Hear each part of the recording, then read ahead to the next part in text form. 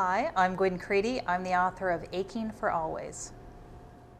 Well, Gwyn, tell me first of all, what kind of novels do you do and how many have you done? I write romance novels, and I've written 4 so far. My 4th one came out in September. Tell me about the most recent one. It's called Aching for Always, and all my books are set in Pittsburgh, and they all involve time travel. It's a romance, so it's going to end happily. But the question always is in a romance, how can they possibly get over the hurdles that the hero and the heroine are facing to end happily? And Aching for Always involves a map.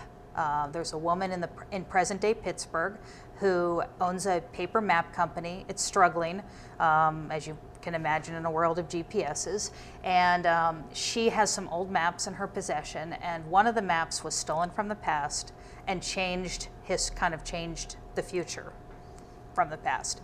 And there's a guy in the past, a sea captain, very sexy, who is determined to come to the future, find this map, and take it back. And obviously he comes to the future, and she's not very willing to give up this map, because it will also change her life, because it will change everything that happened after the map was stolen. So that's kind of the premise of the book.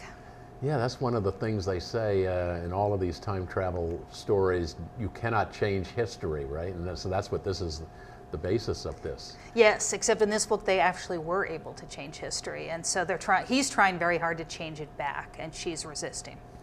So how does this time travel occur? They get into a time machine, or what happens? Well, that's funny. I call it, I probably should come up with a better name. In the world of time travel, I call it, there's boy time travel and girl time travel. And I call boy time travel kind of like the science fiction-y stories where there's like black holes and people travel at the speed of light. There's all sorts of scientific explanation for how the time travel occurs. And then girl time travel is more like Back to the Future, where there's just like a DeLorean or a magic pair of shoes. In Aching for Always, it's there's some tunnels to the past that are scattered around the world, and 2 of them happen to be in Pittsburgh. One of them is in Strawberry Way, that little alley that's downtown, which to me is like stepping back in time anyhow. I thought that would be a perfect kind of portal to the past. And the other one is actually the Dollar Bank Lions in front of their bank. So both of those portals get used in my book. Also, the very building we're sitting in is in this book, right? Yes, that's a funny story, actually.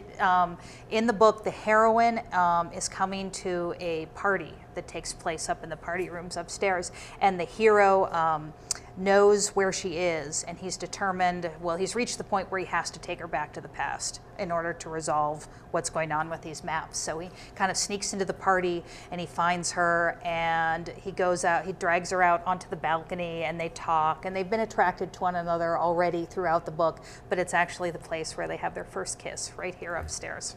What other Pittsburgh locations figure into this book? In this book, well, let me see. She works in the USX Tower, and the golf tower plays a very important part. It's kind of the signal that tells you the time travel's happening.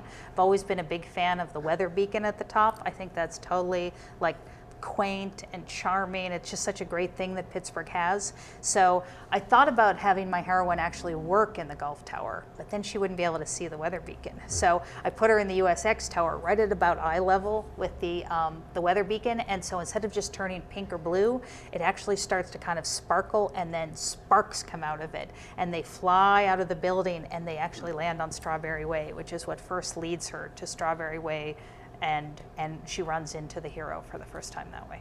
It was a very poignant moment that led you to your first novel. Do you want to talk about that? Yes. People come to writing in a whole bunch of different ways, and I write lighthearted books, but the actual story behind how I became a writer isn't very lighthearted. In 1997, my younger sister died very suddenly and without warning, and it kind of really, took my breath away. I was devastated, and I really kind of learned that if there's anything you want to do in life, you should just go ahead and do it, to not talk about it, just start. And so within a month of her death in 1997, I began to write with the intention of getting published. And really my dream was that if I was ever lucky enough to get a book published, that I would dedicate it to my sister Claire, which I was able to do, although not for a long time. I didn't get published until 2008, but that first book is to my sister. And that was 11 years. You kind of speeded the pace up. Yes. Well, when you become a full-time novelist, which I'm very lucky to be, romance readers are just voracious readers, and they buy armloads of books when they buy books. So publishers would really like romance novelists to write 2 books a year. I think romance readers would like authors to write like 2 books a month, if possible, which of course isn't, my head would explode. But I do write 2 books a year, and that seems to be a pace that readers and publishers can live with. Yeah, there's more to your books than one might think, because you have to do a lot of research. I do. Now, since my books involve time travel, this is kind of like an author's cheat. The first manuscript I ever wrote never got published, but it was straight historical, no time travel. It all took place in 1705, and I did years of research to get to understand what they called weapons there, and the clothes women wore, and the history that was going on, the kings and queens, and all that kind of stuff. So when I decided that I would write time travel novels, or rather I would write contemporary novels, but I didn't want to lose the research that I'd done on this time period, even though that book never got published. So I have had all my time travel books, the heroine always ends up going back to 1705, because it's the time period that I know. It's a huge job to research a time period. You don't want to extend yourself into a second one unless you're really ready. So. Describe your typical heroine. Is she like a feminist? Is she Victorian? And what? Well, they're contemporary Pittsburgh women, so they're strong and smart and sassy and can-do, and they make things happen, and that's how heroines are in the romance world, but especially the ones from Pittsburgh. Do you think Pittsburgh is an ideal setting for this kind of thing? You know what? Pittsburgh has so many, like, I wouldn't say hidden gems. They're certainly not hidden to you and I because we live here. But I really feel like I'm like kind of like this subversive like tourist board, because I write about the incline and, you know, the Gulf Tower and the tea and the aviary. I've had all these different things, and they're all just these wonderful things Pittsburgh has that a lot of cities don't have. And so I feel like I'm the kind of the spokesperson for Pittsburgh. I call myself the romance laureate of Pittsburgh.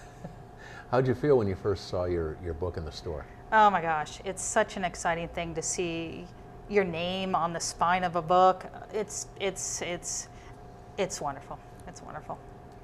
How would you say your romance novels might be set apart from, say, another author?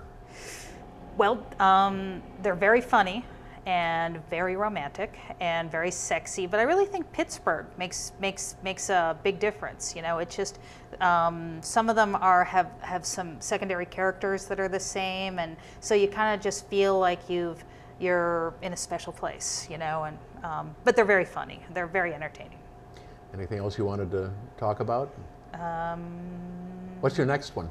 Oh, this one, my 5th book, is actually not going to involve time travel. It's my first non-time travel book, still set in Pittsburgh.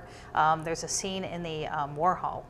You know, have you ever been in the cloud room where the big silver, yeah, that's where they do, well, they actually kiss and, well, go even a step beyond that. So poor Warhol, you know. And that one involves, she's kind of a snooty magazine editor in New York, but she started in Pittsburgh, and he's her ex-boyfriend and the photographer.